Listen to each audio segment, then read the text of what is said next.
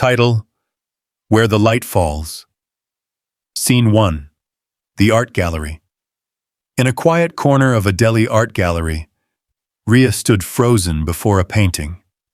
Not because it was beautiful, but because of the signature in the bottom right corner, Aarush M. It had been 7 years. She hadn't heard from Aarush since college. No texts, no calls, no accidental sightings.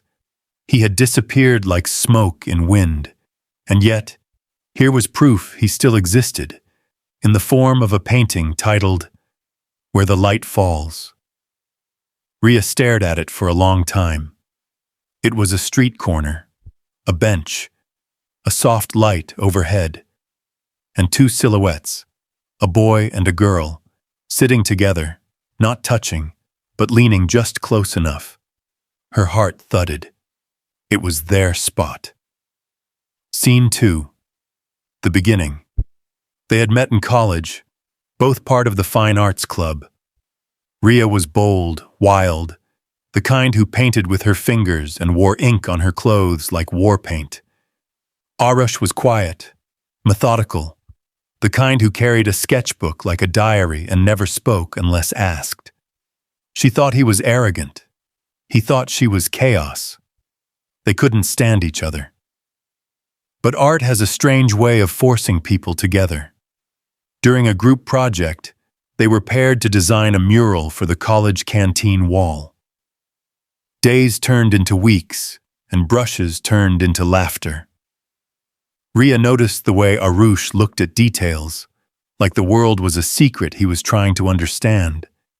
And Aarush noticed the way Rhea saw the world. Loud, messy, passionate, alive. One evening, sitting under a streetlight near the bus stop, Aarush quietly said, I love how you exist. It wasn't a proposal, it was a realization. And Rhea for once didn't speak. She just held his hand. Scene 3. The separation. After college, Rhea wanted to go abroad for her master's in visual storytelling. Aarush didn't. He believed his art belonged here on Indian walls among Indian people. They tried long distance. It didn't work. They were too young, too proud, too scared to bend. Fights turned into silence. Silence turned into absence. And one day, Aarush just stopped replying. She had waited. 1 week, 2, a month, a year. Then she stopped hoping. Scene 4. The gallery owner. Back in the gallery, Rhea asked the receptionist, "Who submitted this painting?" The woman smiled. "Oh, that's Aarush Malik. He's having a solo show next month. He sometimes drops by. Would you like to leave a note?" Rhea hesitated. Then she picked up a pen and wrote, "You left without warning, but your light never did." She left her number and walked away, heart pounding. Scene 5. The message. 2 days later, her phone buzzed. Unknown number. "It took me 7 years to paint that memory. I didn't think you'd ever see it. But I hoped. Can we meet?" She didn't reply right away. What would she even say? But that night, she dreamt of him. Not as the boy who left, but as the boy who once said, "I love how you exist."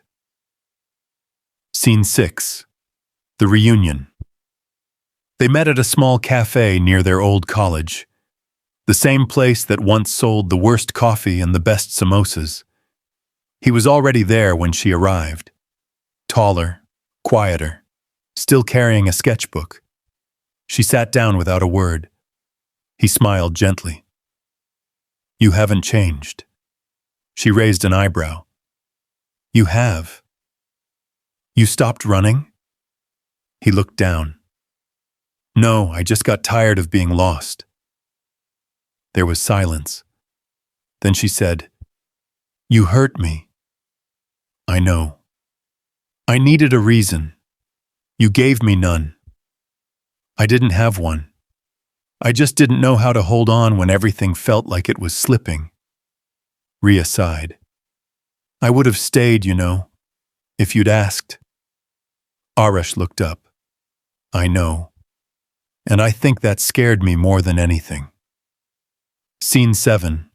The choice, though. They talked for hours. About art, time, healing, loneliness, growing up. Not once did either of them say, I love you. Not once did they ask for forever. But as Rhea stood to leave, Aarush handed her a small piece of folded paper. She opened it. Inside was a sketch of the same street corner, the same light.